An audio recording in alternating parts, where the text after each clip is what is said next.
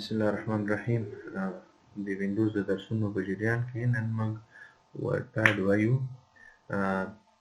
ان شاء الله چې پریکټیکل به تاسو ته ښیي چې کوم آپشن څنګه کار کوي. هغه ملګري چې زموږ ویډیوګانې په لومړي ځل باندې ګوري ترې هیله کوو چې چینل سبسکرایب، لایک او فالو کړي تر څو پورې هغه ضروري ویډیوګانې تر دوی ورسیږي او دوی ترې استفاده وکړي. ښه، د موږ درس په دوام باندې بیا راځو. کویک پرنټ ډایرکټ موږ د پی ډي اف کې پرنټ کوي. دا مخکې پرنټ یس ریپلیس کړه، دوه پیجه دي ډایرکټ دواړه پرنټ شول.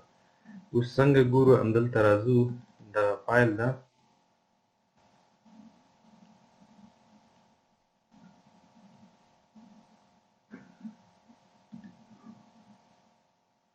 دا شکل باندې موږ ته پرنټ ورکړه. که پرنټ هم وي دوه صفحو کې درته پرنټ کوي. دا هغه د پیج نمبر چې موږ ویلی وو همدلته پرې راغلی ده.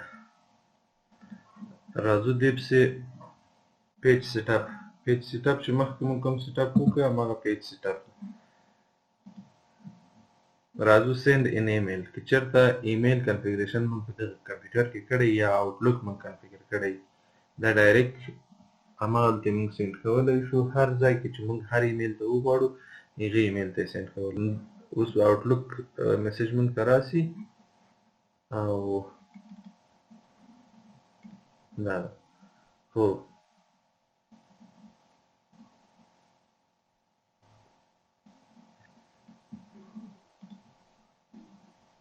نو about WordPad، د WordPad باره کې معلومات درکوي. مایکروسافټ ویندوز 10، مایکروسافټ کارپوریشن رایټ ریزرو، د ارګنایزیشن نیم او د یوزر نیم، دا دواړه دلته لیکلي دي.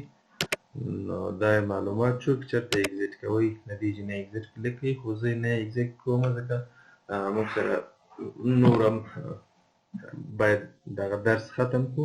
هغه په خاطر زه کینسل وایم، نه اوس یې نه ایګزیټ کوم. دا د فایل منو شوله.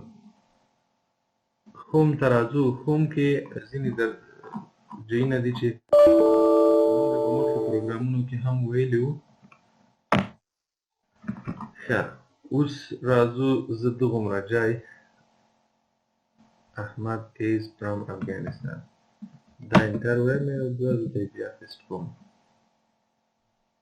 دې منځ کې فاصله ورته ورکوم. کټ مخکې مو هم دا ویلي وو، دلته کاپي نه پاتې کېږي، بل ځای ته وړل کېږي. کټ مې کړه کنټرول ایکس باندې او دلته راځم پیسټ. صحیح ده؟ پیسټ باندې بېرته پیسټ کوم خپل ځای کې. صحیح ده؟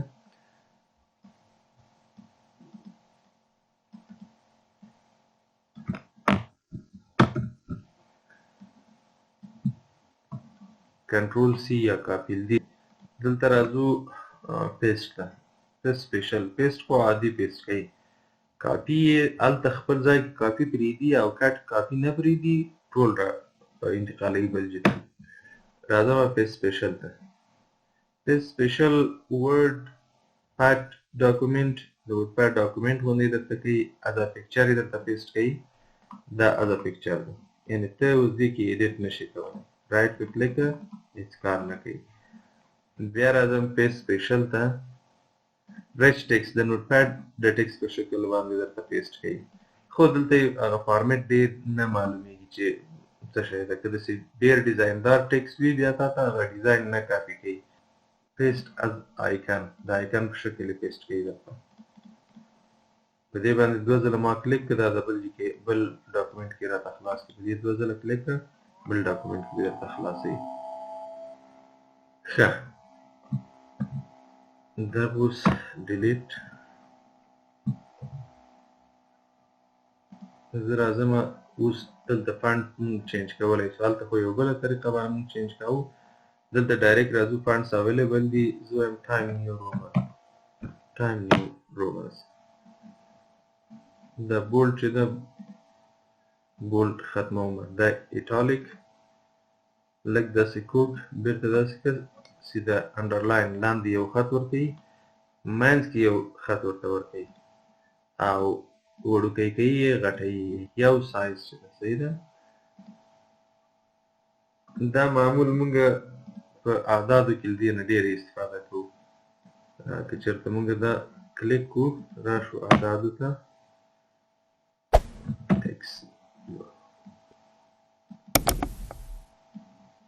دا راځو داسې دا معمول په ریاضیاتو کې ترې ډېره استفاده کېږي یا دغه بل چې ده دا بیا لاندې راولي نو موږ معمول په ریاضیاتو کې له دغه زیاته استفاده کوو ځکه دغه شیونه په نوټپیډ کې اویلیبل نه وو یعنې دا موجود نه وو هلته موږ د ټیکس کلر په بله طریقه باندې بدلولی شو دلته ډایرکټ یو څه پرمختللی زه وایم دې خط ته دغه شکل رنګ ورته ورکړه د ده بیکګراونډ څنګه که بیکګراونډ یې زه وایم سور بیکګراونډ ورته ورکړه سور بیکګراونډ ورته ورکړئ او که هر بیکګراونډ چې تاسو خوښ وي دغلته سلیکټ کړئ هماغه بیکګراونډ ورته ورکړئ نو اوس ټیکس نه معلومیږي موږ مجبور یو د ټیکس رنګ اوس بدل کړو تور رنګ صحیح ده او دلته راځو سایز یې غټول غواړئ سایز یې وړوکی کول غواړئ دا ډایرکټ لاندې نه کېږي او دلته هم کولی شئ ډایرکټ هر څومره چې تاسو سایز غټ غواړئ تر 2 پورې ځکه معمول دغه 2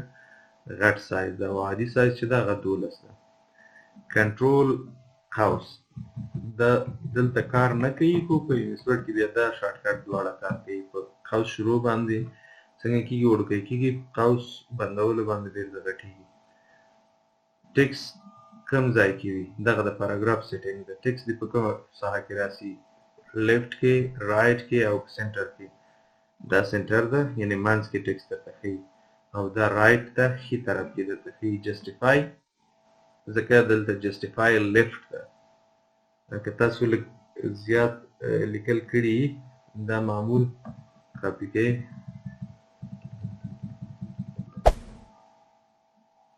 دا ډکشنري ده کله چې کاپي کې راځي معمول دا ګوره دې سر ته نه دی رارسېدلی کله چې ته جسټیفای کې هغه سر ته رسېږي دا ټیکس معمول په کتابونو کې جسټیفای لیفټ یا رایټ دواړه استعمالیږي خو انګلیسي کې لیفټ وي په پښتو یا دري یا عربي یا اردو کې بیا څنګه وي رایټ وي ځکه دا له ښي خوا نه هغه بیا شروع کېږي راځو د پاراګراف سیټینګ ته انډنټیشنز ورته 1 انچ صحیح ده 2 انچ له رایټ نه او فرست لاین چې ده 1 انچ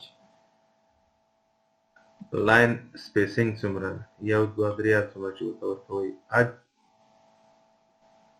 10 point space after each paragraph justification هغه رایټ لیفټ او سنټر چې دا یو چې تاسو سلیکټ کوئ په جسټیفای چې بیا دا سلیکټ کوئ خپله ټاب ورته ورکوئ کوم ټاب کې سټاپ کوئ چې څومره وخت پس باید سټاپ شي خو زه دا نه استعمالوم صرف دا اوکې که ګوره دا ټول تغیرات یې دلته راوستل صحیح ده اول لاین ما ورته ویلي چې لږ دې دې خوا بیا راځم دې ته ځکه هسې بیا انسان په یاد نه پاتې کېږي لیفټ نه دې ما ویلي 1 انچ فاصله واخلي زه دا بېرته راځم 0.5 انچ رایټ نه ما ویلي چې 2 انچه زه ورته وایم نه 0.25 یعنې کم ومه اندازه دا هم 0.25 باندې بدلوم لاین سپیسینګ یو که صحیح ده لاین سپیس کم شو ګوره دا 0.25 شو دا نیم انچ ده او دا هم نیم انچ ده نو په دغه شکل باندې موږ دغه ډیزاین تغیر کولی شو انډنټیشن لیفټ سایډ ته کموي